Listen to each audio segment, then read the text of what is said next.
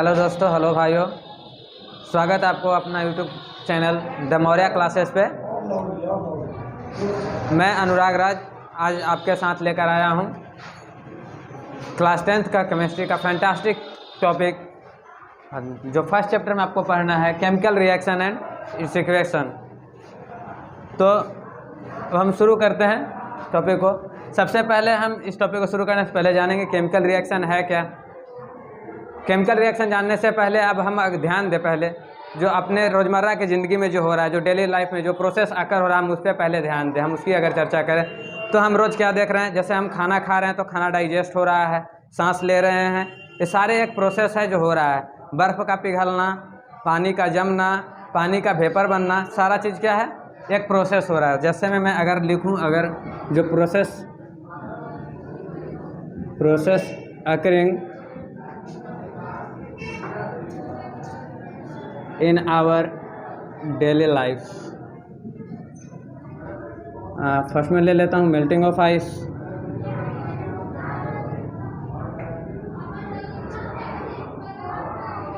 Second vaporisation of water,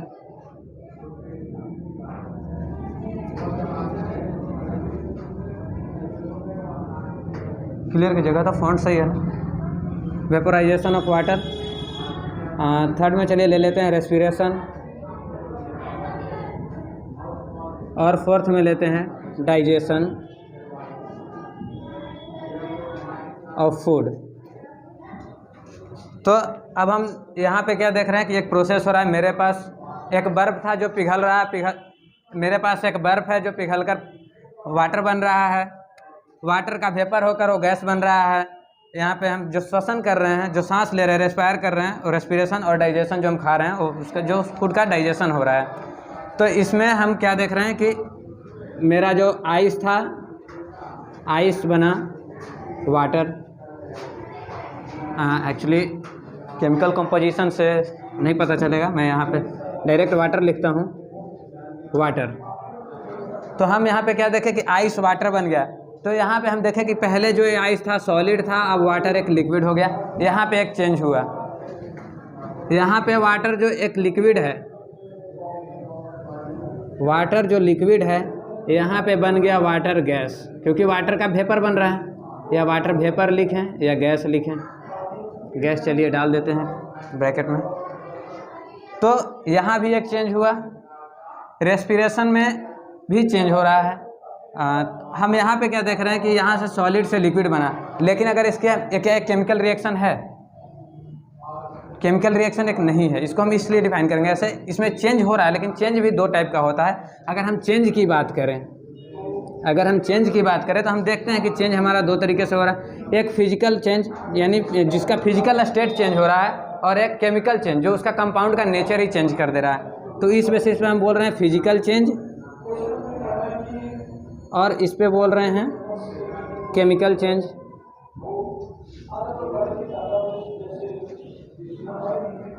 अब आप लोग क्लास 10th के स्टूडेंट हैं और सीबीएसई से पढ़ रहे हैं, तो मुझे नहीं लगता कि मतलब पूरा डेफिनेशन लिखना पड़ेगा। मैं पॉइंट वाइज वैसे बताऊंगा, पॉइंट नोटेट करते जाऊंगा, आप वो नोट कर लीजिए और वो सही रहेगा, क्योंकि आजकल मार्किंग भी पॉइंट के बेसिस पे ही मिलता है। तो हम फिजिकल चेंज वैसा है कि इसमें कोई नया सबस्टांस नहीं बन रहा है, बस उसका फिजिकल स्टेट चेंज हो रहा है। तो यहाँ पे लिखेंगे चेंजेज ओनली फिजिकल स्टेट। दूसरा, no new chemical substance form.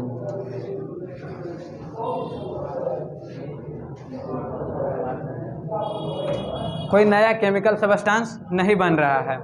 तो अब कहिएगा कि आइस था वाटर बन गया, सॉलिड से लिक्विड बन गया, तो कैसे नया नहीं बना, पहले मेरे पास सॉलिड था लिक्विड बन गया। लेकिन अगर इसका हम केमिकल कंपोजिशन देखें तो केमिकल कंपोजिशन आइस का क्या है, केमिकल कंपोजिशन भी तो H2O ही है ना। अगर आइस का हम केमिकल फार्मूला की बात करें तो H2O है, और वाटर का भी H2O है। तो क्या चेंज हुआ, कहीं चेंज हुआ? तो केमिकल चेंज नहीं हुआ, केमिकली सेम सबस्टांस है। तो इसको हम बोलेंगे कि एक जो चेंज हुआ वो फिजिकल चेंज है, केमिकल चेंज नहीं है। और वहीं अगर हम केमिकल चेंज की बात करें तो यहाँ कहता है हम यहाँ पे बोल सकते हैं कि ओरिजिनल सबस्टांस जो है, जो हम ओरिजिनली सबस्टांस ले रहे हैं केमिकल चेंज में, और बड़ा बड़ा लिख देते हैं, ओरिजिनल सबस्टांसेस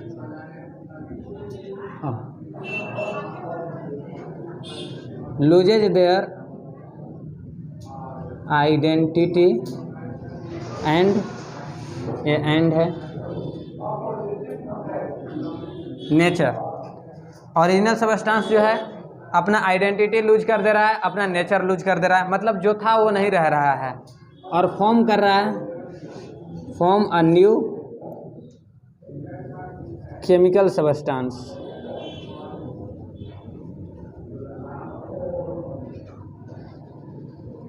एक नया केमिकल सबस्टांस बना रहा है। जैसे हम अगर बात करें रेस्पिरेशन की, तो रेस्पिरेशन में क्या होता है कि हम मान लिए कि हमने जो खाना खाया वो एक्चुअली क्या होता है, कोई कार्बोहाइड्रेट होता है, एक तरह से ग्लूकोज ले लेते हैं कि जो हम ग्लूकोज लिए हैं, जो C6H12O6 ये हमारा ग्लूकोज है। और ये जब इसको हम रेस्पायर कर रहे हैं, जब इसका पूरा रिएक्शन हो रहा है तो ये बना रहा है CO2 plus H2O plus energy. ये आप बायोलॉजी में पढ़ेंगे, जो एनर्जी ATP के फॉर्म में स्टोर होता है।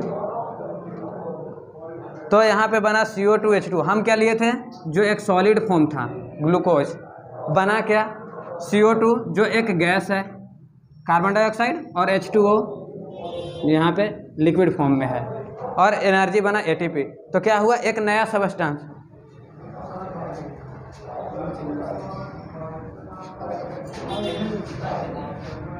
क्या कट गई, सॉरी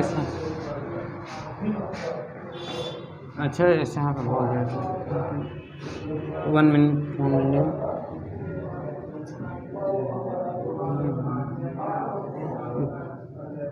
इतना सही है ना।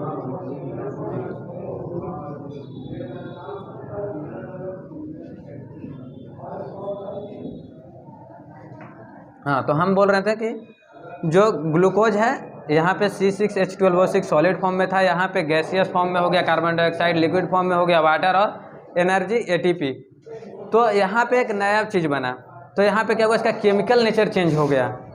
फिजिकल चेंज हुआ है, फिजिकल भी चेंज हुआ है, ऐसा नहीं कि फिजिकल चेंज नहीं हुआ है, लेकिन इसका केमिकली भी चेंज हो गया है। कहाँ एक सॉलिड था, कहाँ एक सबस्टांस था, क्या गैस हो गया, एक लिक्विड हो गया, और एक एनर्जी के फॉर्म में निकल गया। तो ये हुआ केमिकल चेंज। और वैसे रिएक्शन अब हम जान गए केमिकल चेंज क्या हो रहा है। और डाइजेशन में अगर यहाँ पे बात करें तो कार्बोहाइड्रेट के लिए लेते हैं, कार्बोहाइड्रेट हम लोग खाए हैं, और ये बनाया हमारा ग्लूकोज, डाइजेस्ट होके स्मॉलर पार्टिकल। बायोलॉजी में सब वैसे पढ़िएगा, डाइजेशन, रेस्पिरेशन, चौथा चैप्टर लाइफ प्रोसेस आप ही लोग के क्लास में है। तो अब हम बात करते हैं केमिकल रिएक्शन की। यहाँ पे हम रब कर देते हैं। तो बात करें केमिकल रिएक्शन का,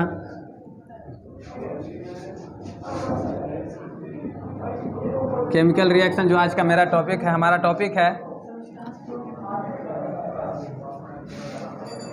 केमिकल रिएक्शन जो हमारा टॉपिक है। तो हम इसको अब क्या बोल सकते हैं कि ऐसे रिएक्शन, यहाँ पे मैं पॉइंट वाइज लिख देता हूँ, डिफिनीशन बनाकर वैसे लिखना अब पॉइंट वाइज ही सही रहता है, क्योंकि आप लोग फिर डिफिनीशन रटने से अच्छा पॉइंट जानिए और वैसे कीजिए। तो reaction involves in which chemical changes take place, chemical changes take place. Second point लिखे तो बोल सकते हैं कि chemically new substance form, chemically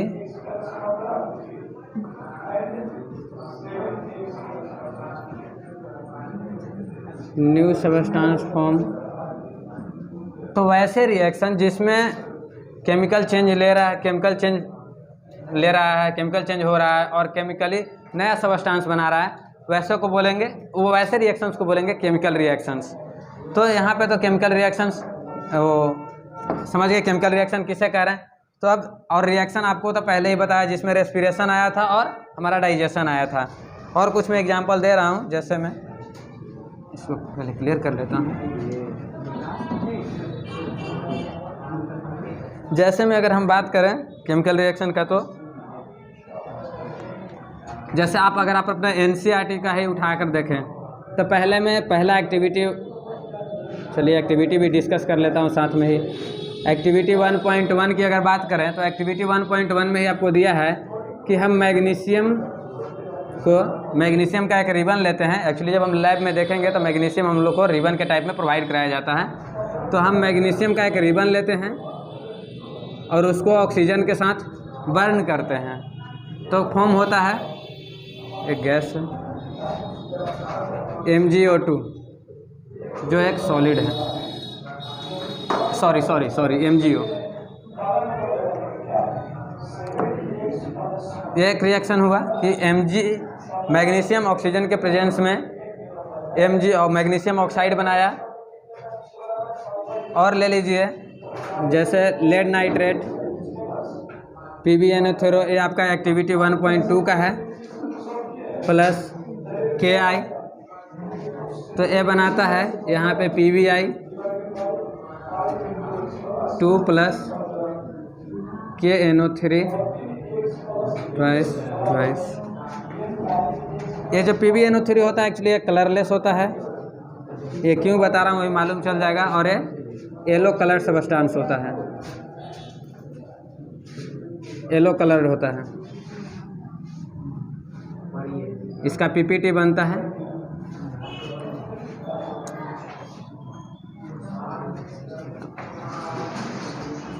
और एक आपका एक्टिविटी 1.3 को हम डिस्कस कर लेते हैं। एक्टिविटी 1.3 है कि हम डाइल्यूट H2SO4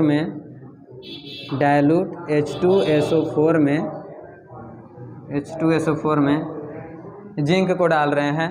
तो हम जिंक को डालेंगे डाइल्यूट H2SO4 में, तो यहाँ पे बना ZnSO4 plus H2, gas release होगा। आप लोग रिएक्शन एक्चुअली ZnSO4 H2SO4 ये सब कैसे बन रहा है ये तो आप लोग जब क्लास 9th में पढ़े होंगे। यहाँ पे मैं बता दे रहा हूँ क्लास 9th में, एक्चुअली बस रेफरेंस पॉइंट पे बता रहा हूँ क्योंकि आप लोग का पढ़ा हुआ ही होगा। क्लास 9th में आप लोग पढ़े होंगे कि जैसे H2 इधर लिए हैं, हम इधर SO4 लिए हैं, 2 minus valency criss cross method, जिसको सीजर्स मेथड भी बोलते हैं या क्रिस क्रॉस मेथड। तो ये वैलेंसी शेयर करके बन गया, इधर इसका वैलेंसी एक था H2SO4 ऐसे H, तो H2SO4 बना देगा इसका वैलेंसी शेयर इधर करके और वो वैलेंसी इधर देकर। तो इस तरीके से ये सब बना हुआ है, ये तो आप लोग का पढ़ा हुआ है, बस ऐसा रेफरेंस के तौर पे बता दिया मैं। अब देखिए, अब एक केमिकल रिएक्शन हुआ, ये सारे केमिकल रिएक्शन है। तो हम यहाँ पे क्या देखें, कुछ चेंजेज हमें देखने को मिल रहे हैं। जैसे फिजिकल स्टेट भी चेंज हुआ, सॉलिड और गैस लिए थे, मुझे केवल सॉलिड मिला। यहाँ पे कलर चेंज मिला, यहाँ पे कोई कलर नहीं था लेकिन यहाँ पे मुझे येलो कलर सब्सटेंस मिला। हो रहा है कि नहीं चेंज हो रहा है ना। अब देखिए यहाँ पे मैंने डाइल्यूट H2SO4 को लिया, जो कि इसको एक्वस बोल सकते हैं, नहीं तो लिक्विड में ही बोल दीजिए, एक्वस बोलिए, कोई दिक्कत नहीं है। और सॉलिड में ये एक्वस मिला ZnSO4 और ये H2O रिलीज हुआ। अब तो यहाँ पे जो चेंज होता है, हम अगर बात करें तो कुछ कैरेक्टर पता चल रहा है, इससे हम देखकर डिसाइड कर रहे हैं कि केमिकल रिएक्शन में कुछ तो हो रहा है जो हम ऑब्जर्व कर सक रहे हैं, जो हम देख पा रहे हैं, जो समझ रहे हैं। तो यहाँ से हम बोल सकते हैं कैरेक्टर की अगर बात करें, characteristic of a chemical reaction, reaction का शॉर्ट फॉर्म में मैंने ऐसे लिख दिया, characteristic of a chemical reaction. तो कैरेक्टरिस्टिक क्या है, एक्चुअली जो हम एक केमिकल रिएक्शन को देखकर, जो हम केमिकल रिएक्शन सामने देख रहे हैं उसे देखकर जो हम इजीली ऑब्जर्व कर पा रहे हैं कि हो क्या रहा है इसके साथ, जो इजीली ऑब्जर्व कर पा रहे हैं इसके साथ एक्चुअली हो क्या रहा है, हम उसी को कह रहे हैं। जैसे में हम पहला लिख सकते हैं कलर चेंज। कलर चेंज, अब ऐसा नहीं है कि भाई ये कलर चेंज सारे रिएक्शन में होना ही चाहिए, ये भी जरूरी नहीं है। हाँ, मोस्ट ऑफ द रिएक्शन आपको ऐसे मिलेंगे जिसमें 2-3 फीचर्स मिल रहे हैं, 2-3 कैरेक्टरिस्टिक मिल रहे हैं, किसी में एक ही कैरेक्टरिस्टिक मिल रहा है। दूसरा ले लेते हैं, टेम्परेचर का भी चेंज हो जाता है। तो टेम्परेचर चेंज एक्चुअली मैं सबका एक एक एग्जांपल बताते जाऊंगा ताकि समझने में आसानी हो आप लोगों को। तीसरा बात करें, कलर चेंज हो गया, टेम्परेचर चेंज हो गया, और मैं ले लूँ आपको जैसे गैस इवॉल्व हो रहा है। अभी बताऊँ, गैस इवॉल्व वाला एक पिछले रिएक्शन बताया था, तो यहाँ पे मैं लिख देता हूँ evolution of gas. Evolution of gas हो गया, और चेंज इन स्टेट, हाँ एक तो चेंज इन स्टेट रह गया, चेंज इन स्टेट, ठीक है। अब हम अगर बात करें कलर चेंज का, तो हम अगर हम बात करें कलर चेंज का, तो कलर चेंज में अभी हमने एक रिएक्शन यहाँ पे बताया था, PbNO3 का होल टू, सॉरी यहाँ पे होल टू छूट गया था, प्लस Ki जो रिएक्ट करके बना रहा है PbI2 प्लस KNO3। तो यहाँ पे ये क्या था, कलरलेस सब्सटेंस है, ये क्या है, कलरलेस है, और यहाँ पे जो है PbI2 ये है येलो कलर्ड। तो क्या हुआ, कलर चेंज हुआ। तो कोई एक कैरेक्टरिस्टिक मिला हमको, और कुछ कुछ ऐसे बड़े बड़े रिएक्शन आपको आगे पढ़ने को मिलेंगे। अभी फ़िलहाल तो कुछ आएंगे आगे भी जिसमें 2-3 रिएक्शन हो रहा है, मैं वहाँ पे इंडिकेट कर दूंगा। टेम्परेचर चेंज की बात करें तो यही ले लीजिए आपको, अभी डाइल्यूट H2SO4 का प्लस Zn का कराया था, तो ZnSO4 प्लस Zn है, ZnSO4 प्लस H2 जो है वो गैस इवॉल्व हो रहा है। H2 ये है गैस है, हाइड्रोजन गैस जो इवॉल्व हो रहा है, निकल रहा है। तो यहाँ से हम अब हाँ साथ में हीट भी निकलता है। तो हीट एक एक्सोथर्मिक रिएक्शन हो गया। पहले जब आप रिएक्शन कराइएगा बीकर में, जब आप क्लास में आपको लेबोरेटरी में ले जाया जाएगा और कराया जाएगा रिएक्शन, तो आप डाइल्यूट H2SO4 में जिंक को जब डालेंगे तो जब ZnSO4 वहाँ फॉर्म होगा, जब वो रिएक्शन टेक प्लेस होगा, तो आप बीकर को छूकर देखिएगा, बीकर क्या हो जाएगा, बीकर हीट हो जाएगा, यानी कुछ तो हीट रिलीज हो रहा है, कुछ हीट रिलीज हो रहा है, तभी तो गर्म हो रहा है ना बीकर, यानी टेम्परेचर में चेंज हुआ है। टेम्परेचर अब ऐसा नहीं कि गर्म ही होगा, कुछ ऐसे रिएक्शन है जिसमें ठंडा भी होता है। जैसे अगर हम ठंडे वाले रिएक्शन का नाम ले लें तो हम ले लेते हैं बेरियम हाइड्रोक्साइड का, कराते हैं रिएक्शन NH4Cl से अमोनियम क्लोराइड से, तो ये बनाता है BaCl2 plus ammonium hydroxide NH4OH। तो ये क्या होगा, यहाँ पे हीट एब्जॉर्ब करता है, जिसके कारण यहाँ पे आपको कूलिंग का थोड़ा सा कूल एहसास होगा। जब आप बीकर में बेरियम हाइड्रोक्साइड का सॉल्यूशन लेते हैं और उसमें हम NH4Cl अमोनियम क्लोराइड को डाल रहे हैं, तो क्या होगा, रिएक्शन जैसे ही रिएक्शन जैसे ही लेगा, तो हम बीकर को आप नीचे से छूकर देखिएगा तो क्या ठंडा महसूस होगा, जो पहले से बीकर में था उससे ठंडा महसूस होगा। तो यहाँ पे हम क्या देखें कि यहाँ पे भी टेम्परेचर चेंज हो रहा है ना, यहाँ पे भी टेम्परेचर चेंज हुआ। यहाँ पे टेम्परेचर क्या हुआ, डिक्रीज हुआ, यानी, और यहाँ पे इंक्रीज हुआ टेम्परेचर। अब बात करते हैं चेंज इन स्टेट। तो चेंज इन स्टेट तो हम अभी यही बताए थे। यहाँ पे देखिए मैग्नीशियम का लिए सॉलिड स्टेट प्लस ऑक्सीजन को बर्न कर दिए, ऑक्सीजन के प्रेजेंस में बर्न कर दिए, ऑक्सीजन जो गैसियस स्टेट में है। अब तो यहाँ बनाया MgO जो खुद सॉलिड स्टेट में है। तो यहाँ पे क्या हुआ, हम दो रिएक्टेंट नीचे चला गया, इसको चेंज इन स्टेट नहीं दिख पाया होगा, यहाँ पे लिख देता हूँ। Mg हम लिए सॉलिड स्टेट में प्लस ऑक्सीजन जो है मेरा गैसियस स्टेट में है, और इसको हम लेकर रिएक्ट कराएं तो बनाया मैग्नीशियम ऑक्साइड जो खुद एक सॉलिड है। तो हम यहाँ पे क्या देख रहे हैं, हम यहाँ पे ये हमको देखने को मिला ना, हम सॉलिड लिए, गैस लिए, और मिला क्या, मुझे सॉलिड मिला, यानी यहाँ पे स्टेट चेंज हो रहा है। स्टेट चेंज हुआ ना, गैस कहाँ गया, स्टेट चेंज हो गया, ऑक्सीजन मैग्नीशियम में आ गया। तो यहाँ से हमको चेंज इन स्टेट भी पता चल गया। अब कुछ रिएक्शन ऐसे हैं जिसमें देखिए यहीं पे रिएक्शन जिसमें दो चीज़ हो रहा था, टेम्परेचर चेंज हो रहा था, गैस इवॉल्व हो रहा था, और स्टेट की बात, हाँ यहाँ पे स्टेट भी चेंज, देखिए यहाँ पे सॉलिड है और यहाँ पे डाइल्यूट फॉर्म में है, तो ये जो आया ZnSO4 सॉलिड फॉर्म में और ये H2 गैस फॉर्म में, तो यहाँ पे भी चेंज हुआ क्योंकि यहाँ पे डाइल्यूट है तो स्टेट देखिए यहाँ पे इधर एक भी डाइल्यूट फॉर्म में नहीं आया है, ऊपर से गैस मेरा निकल रहा है, इधर गैसियस हम एक भी स्टेट नहीं लिए हैं। तो यहाँ से हम क्या देखें कि इसमें 3 कैरेक्टरिस्टिक आ रहा है। एक तो चेंज इन स्टेट आया, अगर हम इस रिएक्शन की बात करें H2SO4 का जिंक को जो H2SO4 में डाले हैं उसमें टेम्परेचर चेंज भी हो रहा है, गैस का भी इवोल्यूशन हो रहा है कि नहीं, और चेंज इन स्टेट में भी चेंज हुआ। तो हम यहाँ से ये 3 कैरेक्टरिस्टिक मिल गया, लेकिन किसी हमें एक ही कैरेक्टर मिलेगा। और भी एक ऐड कर सकते हैं PPT फॉर्मेशन। ये सारे रिएक्शन में तो मतलब कुछ में मिलेगा PPT फॉर्मेशन, जैसे आपका पहला में ही मिल रहा, इसका फॉर्मेशन होगा PPT फॉर्म होगा। PPT आगे मैं आगे बताऊंगा, अभी इसी वीडियो में आगे बताऊंगा, डोंट वरी। अब हम जान गए कि केमिकल रिएक्शन क्या है, उसका कैरेक्टरिस्टिक क्या है। अब हम केमिकल रिएक्शन जान गए तो हमको केमिकल रिएक्शन लिखना है। तो केमिकल रिएक्शन को हम कैसे लिखेंगे, हम अब समझ रहे हैं कि केमिकल रिएक्शन होता क्या है, लेकिन अब हमको लिखना है तो हम कैसे लिखेंगे। मान लीजिए कि आपको दे दिया गया कि मैग्नीशियम ऑक्साइड को, मैग्नीशियम और हम ऑक्सीजन को बर्न कर रहे हैं, तो मैग्नीशियम और ऑक्सीजन को बर्न कर रहे हैं, इसका एक रिएक्शन लिखिए जो मैग्नीशियम ऑक्साइड बना रहा है। तो आप पूरा स्टोरी तो नहीं लिखेंगे कि magnesium we take magnesium and burn in oxygen then product gives, ऐसा तो नहीं लिखेंगे। तो उसके लिए हम एक इक्वेशन लिखते हैं, हम उसको सिंप्लीफाई कर सके, आसान कर सके, आसानी से समझ सके, लिख सकें, किसी को बता सके आसानी से। इसलिए हम लोगों ने साइंटिस्ट लोग ने वो टर्म बनाया जिसे बोला गया केमिकल इक्वेशन। इसे इक्वेशन के रूप में दिखाया जाता है। तो इक्वेशन, केमिकल इक्वेशन को हम 2 तरीके से लिख सकते हैं।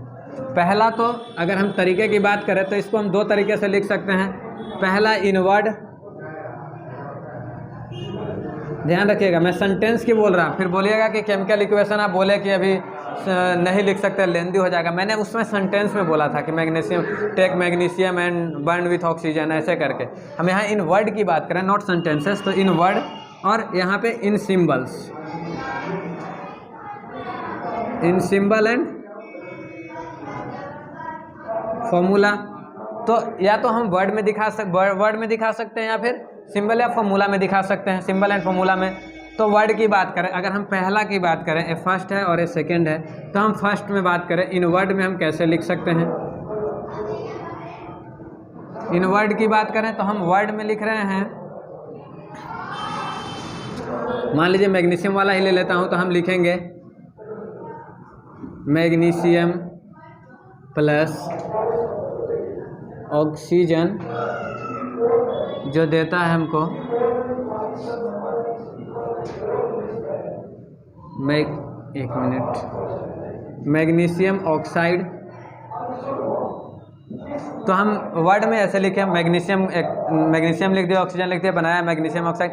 लेकिन ये भी नहीं लग रहा कि लेंदी है कि नहीं। अब हम मैग्नीशियम लिखेंगे। अब ये तो मेरे पास मैग्नीशियम था, ऑक्सीजन था, तो मैग्नीशियम ऑक्साइड लगा के छोटा था लिख दिए। आगे और बड़े मिलेंगे केमिकल, जैसे पोटासियम डाइक्रोमेट और ऐसे आगे रिएक्शन, जब बड़ा रिएक्शन लिखना होगा, नाम लिखना होगा।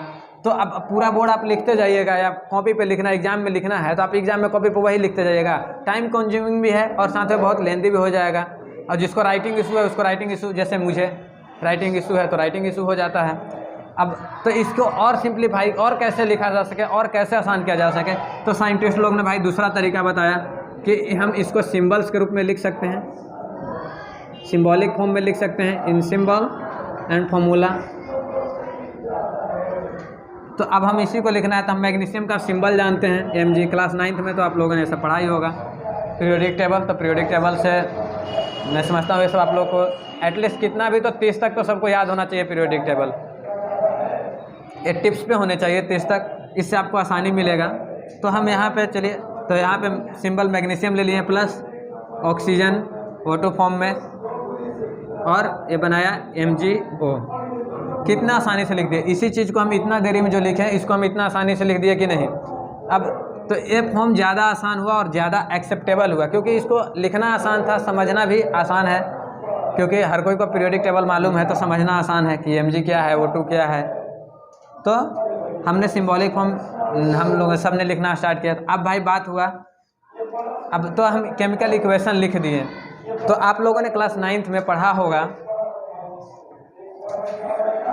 Law of chemical combination.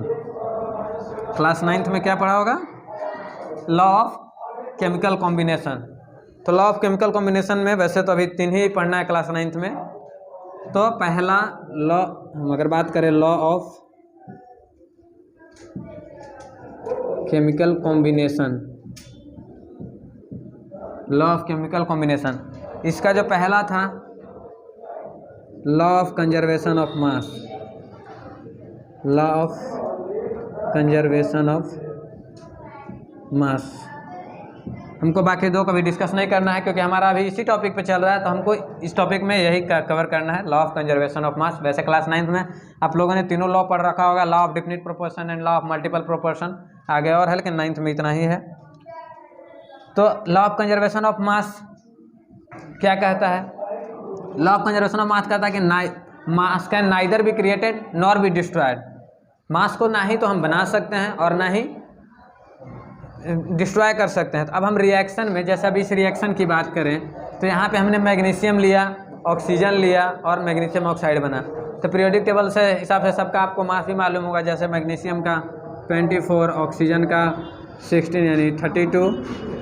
तो यहाँ पे अगर उस हिसाब से देखें तो 24 + 16 यह क्या हुआ? 40। तो हम यहाँ पर जो लिए हैं, यहाँ पर हम लिए 56 ग्राम में, चलिए ले लेते हैं। तो ग्राम में लिया, यहाँ 40 ग्राम। तो 56 ग्राम हम रिएक्टेंट लेते हैं, मतलब कोई रिएक्शन होने से पहले हमने लिया और हमें मिला प्रोडक्ट में 40 ग्राम। तो बताइए क्या से, अच्छा मैंने एक रिएक्टेंट, और एक मिनट अभी डिस्कस कर देता हूँ मैं।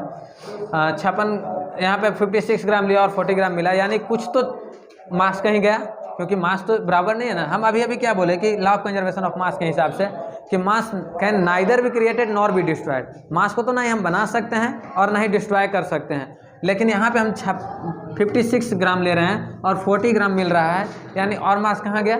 यानी एक इक्वेशन सही नहीं है, इक्वेशन में गलत है, क्योंकि फॉर्मूला तो सही है। Mg का हम Mg ही लिखेंगे, O2 का O2 ही लिखेंगे और मैग्नीशियम ऑक्साइड का मैग्नीशियम ऑक्साइड ही होता है। तो यहाँ पे गलत क्या हो रहा है? यानी इक्वेशन गलत है। तो इक्वेशन को हमको क्या करना पड़ेगा? बैलेंस करना पड़ेगा। हमको क्या करना पड़ेगा? बैलेंस करना पड़ेगा। तो हम अभी पढ़ेंगे बैलेंसिंग ऑफ इक्वेशन। हम बैलेंसिंग ऑफ इक्वेशन पे जाएं उससे पहले कुछ टर्म डिस्कस कर लेते हैं जिससे आसानी होगा। जैसे टर्म, चलिए यहाँ नीचे में डिस्कस कर लेते हैं। टर्म है इस रिएक्शन से, केमिकल रिएक्शन से related, reactant.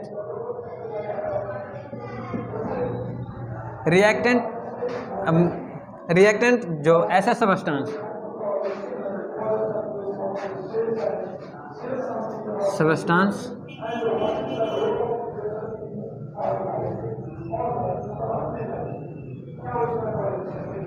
which participate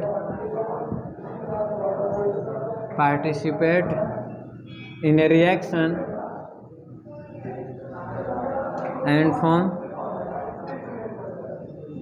a new substance.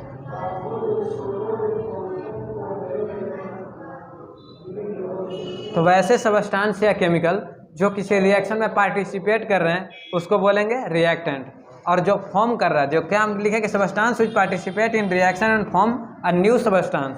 तो जो रिएक्शन में पार्टिसिपेट कर रहा है, किसी रिएक्शन में पार्टिसिपेट किया, तो उसको क्या बोलेंगे? रिएक्टेंट। और जो नया बन के आया उसको बोलेंगे प्रोडक्ट। प्रोडक्ट है substance form in a chemical reaction. तो वैसे सबस्टेंस जो केमिकल रिएक्शन में फॉर्म हुआ वो हुआ प्रोडक्ट। रिएक्टेंट और प्रोडक्ट, अभी तक हम वही देखे जितने रिएक्शन देखे, रिएक्टेंट, प्रोडक्ट, रिएक्टेंट है दोनों जो पार्टिसिपेट कर रहा है, और प्रोडक्ट हो गया मैग्नीशियम ऑक्साइड। अब और टर्म बता देता हूँ। वैसे क्लास 10th में कुछ रिएक्शन ऐसे हैं जहाँ पे आपको बताया जाएगा, और मतलब थोड़ा सा एक्स्ट्रा जानने से ओलंपियाड के लिए भी सही है, तो कोई दिक्कत है नहीं। तो देखिए, एक है टर्म कैटालिस्ट, और कैटालिस्ट भी एक केमिकल ही सबस्टांस है। केमिकल सबस्टांस, ऐसे केमिकल सबस्टांस जो इसको कैसे लिख सकता हूँ, हाँ ऐसे लिखे, present in reaction, present in chemical reaction,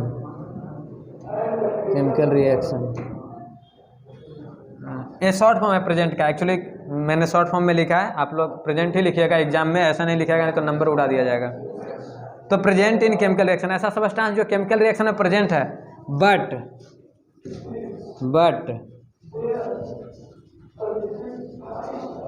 does not take part in reaction, उसका रिएक्शन में कोई पार्टिसिपेशन नहीं है, वो रिएक्शन में पार्टिसिपेट ही नहीं कर रहा है, हाँ लेकिन रिएक्शन में प्रेजेंट है। तो फिर प्रेजेंट क्यों है? झूठ मूठ का भीड़ बढ़ा रहा? नहीं, वो प्रेजेंट है। ये क्या करता है कि इनहेंस द रिएक्शन,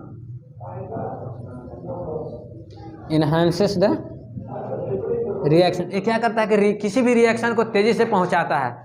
मान लीजिए जैसे अभी गाड़ी की बात करें तो कोई गाड़ी है जिसकी स्पीड 40 किलोमीटर, 50 किलोमीटर, 200 किलोमीटर पर घंटा है, लेकिन अब उसमें हम क्या करें, अगर नाइट्रो फ्यूल लगा दे तो क्या होगा, 2000 किलोमीटर पर घंटा हो जाएगा। तो क्या किया, स्पीड को इन्हांस कर दिया। तो यहाँ पे जो कैटालिस्ट है ये नाइट्रो फ्यूल का काम कर रहा है और कुछ नहीं कर रहा है, ये रिएक्शन को इन्हांस करता है। जो रिएक्शन ऐसे इनऑर्गेनिक में कुछ रिएक्शंस ऐसे हैं जो कैटालिस्ट के बिना नहीं होंगे, और कैटालिस्ट ज़रूरी है उनको रिएक्शन को आकर करने के लिए। लेकिन बायोलॉजिकल जितने रिएक्शन है सबके लिए कैटालिस्ट चाहिए ही चाहिए, जो एंजाइम के फॉर्म में आपको बायोलॉजी में पढ़ने को मिलेगा। क्योंकि बिना कैटालिस्ट का, बिना एंजाइम्स का जो फूड हम खा रहे हैं उसका डाइजेस्ट हो पाना पॉसिबल ही नहीं है। मतलब होगा लेकिन बहुत दिन, मतलब आज खाना खाएं हम लोग तो महीना भर लग जाएगा डाइजेस्ट होने में, और जबकि हम रोज़ 4 घंटे के बाद हमें भूख लग जाता है क्योंकि हम खाना को डाइजेस्ट कर चुके हैं। तो due to because of catalyst, जो बायोलॉजी में आप इसको एंजाइम के रूप में पढ़िएगा। और एक होता है प्रमोटर।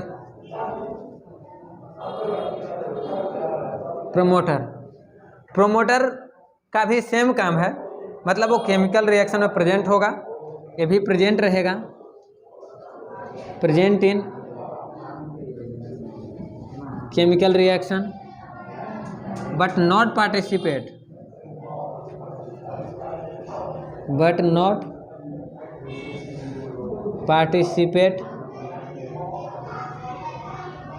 इन। अब यहाँ पे शायद प्रमोटर के लिए विजिबल नहीं होगा आप लोग को, 1 मिनट में प्रमोटर ऊपर बता देता हूँ।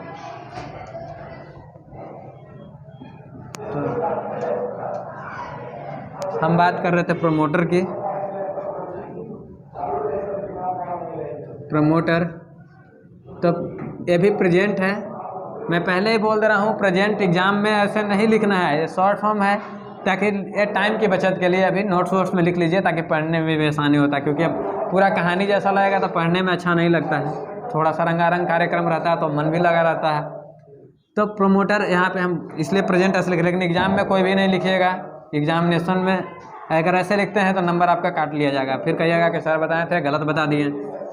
तो पहले ही बोल रहा है प्रेजेंट का प्रेजेंट ही लिखिएगा। तो present in chemical reaction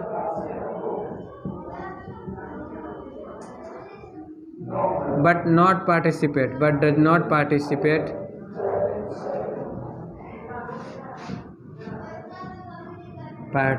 in reaction। तो फिर इसका क्या काम है, ये प्रमोट करता है, प्रमोट द रिएक्टेंट को प्रमोट करता है कि जाओ। अगर मान लीजिए कोई, जैसे मिली बायोलॉजी में कोई क्या पढ़ेगा कि इनएक्टिव स्टेट में है, तो उसको एक्टिव स्टेट में लाने के लिए, एक्टिव स्टेट में वैसे ही कई एंजाइम ऐसे भी आते हैं, लेकिन ऐसे एज प्रमोट करता है वो, और प्रमोट करता है कि भाई आप जाओ उस रिएक्शन को करो, आप आगे बढ़ाओ, क्यों सुस्त पड़े हो। मतलब जैसे हनुमान जी का अगर हम रामायण से बात लें तो हनुमान जी सुस्त थे तो उनको जामुन जी ने याद दिलाया था कि आप उड़ सकते हैं, पार कर सकते हैं यहाँ से जो समुद्र है उड़कर। तो वही इस प्रमोटर का काम है। हाँ, आर छूट गया। प्रमोटर का वही काम है, ये याद दिलाता है कि आपको ये काम करना है, आपको इस रिएक्शन को करना है, जाइए आप रिएक्शन को कीजिए। तो प्रमोटर का ये काम है। तो हम यहाँ पे जान लिए रिएक्टेंट, प्रोडक्ट, कैटालिस्ट, प्रमोटर। अब बात करते हैं बैलेंसिंग ऑफ केमिकल इक्वेशन की। अब आते हैं, टर्म हम लोग जान लिए, एक दो टर्म और है तो हम लोग आगे जानेंगे, उसको आगे ज़रूरत है, अभी फ़िलहाल ज़रूरत नहीं है, आगे बताऊंगा। तब बात करते हैं balancing of equation. Balancing of equation की अगर बात करें हम, तो पहला हम जब शुरू से जो पढ़ते आ रहे हैं, मतलब कि एक्टिविटी जो 1.1 में हमारा एनसीईआरटी में दिया हुआ है, तो उसमें है Mg को हम ऑक्सीजन में प्रेजेंस में बर्न किए, बनाया MgO। तो अभी हमने क्या बताया था कि law of conservation of mass के हिसाब से ये इक्वेशन गलत है, रिएक्शन सही है, क्योंकि रिएक्शन हम इसी तरीक़ा से लिखेंगे और सिंबल्स तो यही है और फॉर्मूला यही है। तो अगर मास वेरी कर रहा है रिएक्टेंट और प्रोडक्ट का, इसका मतलब यह है कि इक्वेशन बैलेंस नहीं है, इक्वेशन गलत है। तो इक्वेशन को हम बैलेंस करेंगे, तो इसमें बैलेंसिंग में भी दो टर्म आता है। एक इक्वेशन जो अनबैलेंस्ड है, इसको बोलते हैं अनबैलेंस्ड इक्वेशन या फिर स्केलेटल इक्वेशन। स्केलेटल इक्वेशन इसको बोलते हैं। जो इक्वेशन जो बैलेंस नहीं है उसको बोलेंगे अनबैलेंस्ड इक्वेशन या स्केलेटल इक्वेशन। ठीक है, स्केलेटल इक्वेशन, अरे ढांचा, स्केलेटल ढांचा एक ढांचा है बस। तो अब हम इसको बैलेंस करना है, तो ये तो छोटा है, तो मतलब बैलेंसिंग करने का मतलब कि मास हमको सेम करना है। मास सेम करने के लिए अब हमको मास सेम करना है, तो मास सेम करने के लिए हम क्या देख रहे हैं कि अब हम यहाँ पे देखेंगे कि मैग्नीशियम इतना लिए, यहाँ इतना दे, बहुत लेंदी हो जाएगा, क्योंकि यहाँ पे मैग्नीशियम उतना ही है। ऑक्सीजन का वेरी कर रहा है, तो क्या हम ऑक्सीजन इधर कम करेंगे, इधर कम करेंगे, ऐसे मास से करने में दिक्कत होगा। इसलिए हम सिंपली जितना अगर एटम इधर लेंगे, जितना मोल्स मतलब जितना मोल्स या एटम बोले हैं या मॉलिक्यूल बोले, जितना इधर लेंगे उतना ही इधर रहेगा। अगर हम number of molecules of reactant या number of mole of reactant कर दे equal number of mole of product के और number of molecule of product के, तो क्या होगा, मास सेम हो जाएगा। क्योंकि जितना नंबर ऑफ मॉलिक्यूल या नंबर ऑफ मोल रिएक्टेंट है उतना ही प्रोडक्ट होगा, तो मास तो उतना ही होगा। तब देखिए यहाँ पे अब बैलेंसिंग करने के लिए हम देख रहे हैं कि नंबर ऑफ मोल का अगर देखें तो Mg इधर एक है, यहाँ पे एक है। ऑक्सीजन रिएक्टेंट में 2 है, लेकिन प्रोडक्ट में 1 है। तो अब हमको क्या चाहिए कि ऑक्सीजन को 2 करना है प्रोडक्ट साइड में भी, तो ऑक्सीजन को 2 कर दिए, लीजिए हो गया। लेकिन क्या हुआ सही नहीं, ऑक्सीजन तो 2 हो गया, लेकिन मैग्नीशियम भी 2 हो गया, लेकिन मैग्नीशियम इधर 1 है, तो यहाँ पे मैग्नीशियम 2, तो मैग्नीशियम 2 हो गया और इधर भी मैग्नीशियम 2 हो गया। ऑक्सीजन 2 है, ऑक्सीजन 2 है। एक्चुअली हम इधर इसके फॉर्मूला में कोई छेड़छाड़ नहीं करेंगे, इसमें तो सबस्क्रिप्ट नहीं है, सबस्क्रिप्ट में कोई छेड़छाड़ नहीं करेंगे, मैं बताऊंगा आगे। हम जब भी अगर बैलेंस करेंगे तो उसके कोएफिशिएंट से बैलेंस करने की कोशिश करेंगे। जब भी बैलेंस करना है कोएफिशिएंट से बैलेंस करना है, जो भी चेंज करना है कोएफिशिएंट में चेंज होगा, फॉर्मूला में कोई चेंज नहीं होगा, उसके सबस्क्रिप्ट में कोई चेंज नहीं होगा। तो यहाँ पे हमने कोएफिशिएंट को चेंज किया और ये बैलेंस किया।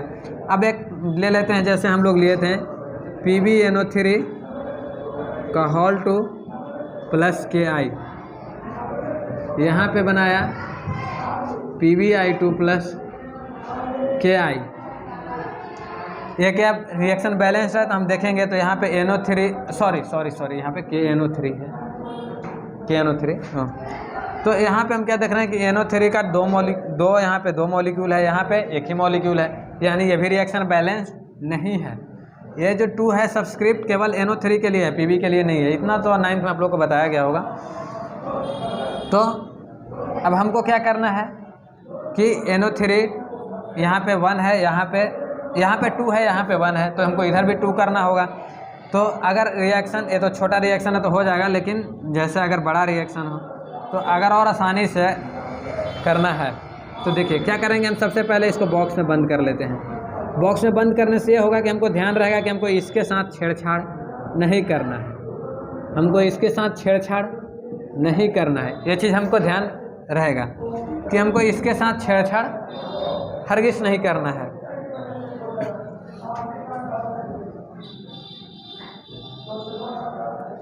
अब क्या करना है, हमको बैलेंस करना है। तो बैलेंस करने के लिए अब हमको कोएफिशिएंट के साथ करना है। बोले अब इसको बंद कर लिए तो और आसान और आपको ईजीनेस के लिए, अगर मतलब ये तो छोटा रिएक्शन है तो मैं आसानी से कर सकता हूँ, लेकिन आपको ईजीनेस के लिए बता दे रहा। जैसे यहाँ पे आप इधर एक बॉक्स टाइप का बना लीजिए अलग से साइड में। ये टाइम कंज्यूमिंग है, लेकिन शुरुआत में जब अगर आप नहीं जान रहे हैं और ये सीख रहे हैं, अभी तो आप लोग के लिए फर्स्ट क्लास है तो ये सीख रहे हैं ये चीज़, तो इसके लिए आपको ऐसा करना है, प्रैक्टिस में ऐसे ही करना है। क्योंकि अभी तक अगर आप 20 से 30 क्वेश्चन 50 क्वेश्चन जैसे ही प्रैक्टिस कीजिएगा ना ऐसे, तो फिर आपको ऐसे करने की ज़रूरत ही नहीं, आप खुद से करने लगिएगा। तो शुरुआत में तो आपको ये करना ही है। तो यहाँ पे चलिए हम लिख लेते हैं सीरियल नंबर, यहाँ पे लिख लेते हैं नंबर ऑफ